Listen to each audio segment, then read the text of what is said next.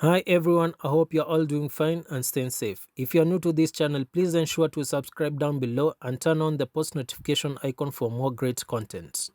As by the title of today's video, my mother and I will be showing you how to prepare a traditional Kikuyu delicacy meal which is nutritious and healthy. As you can see, we are starting from outside, and in our cooking we shall be using a traditional cooking pot and a charcoal stove, or like we call it, a jiko. I'm going to start by putting a quarter full of water in the cooking pot and later on adding a kilogram of maize and letting it cook for around 30 minutes.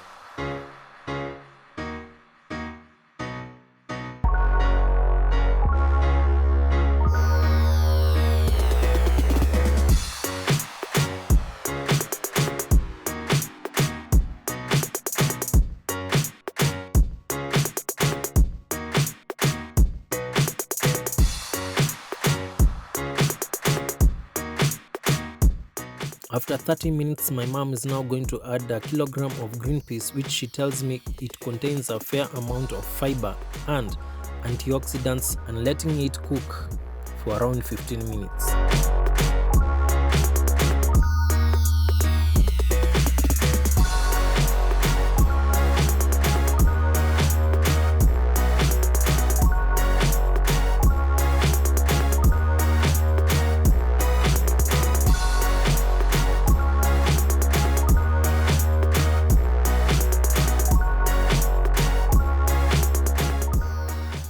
After 15 minutes now, I'll add some potatoes, which is a must for this meal.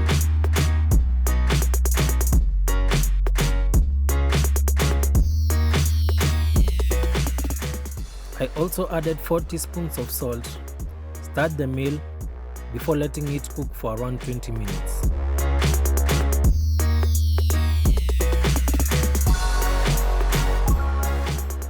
At this point, you can get to add your pumpkin leaves or some leaves that we call kahorora in our mother tongue. Either of the leaves is highly essential in vitamin A and C. Vitamin A improves eyesight and promotes healthy skin and hair, while vitamin C helps in healing wounds and forming scar tissues, as well as maintaining healthy bones, skin, and teeth.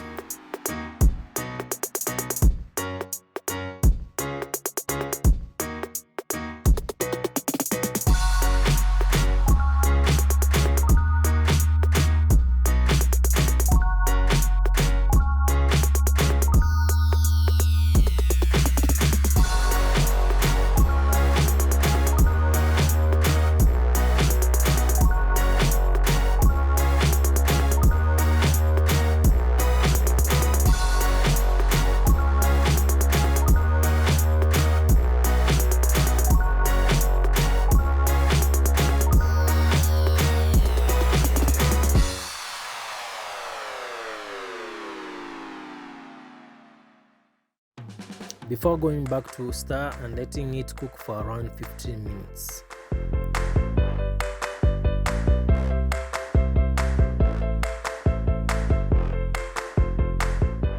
At this point, our meal is 95% ready, and all I have to do now is stir a little bit before pouring the excess water in the sufuria.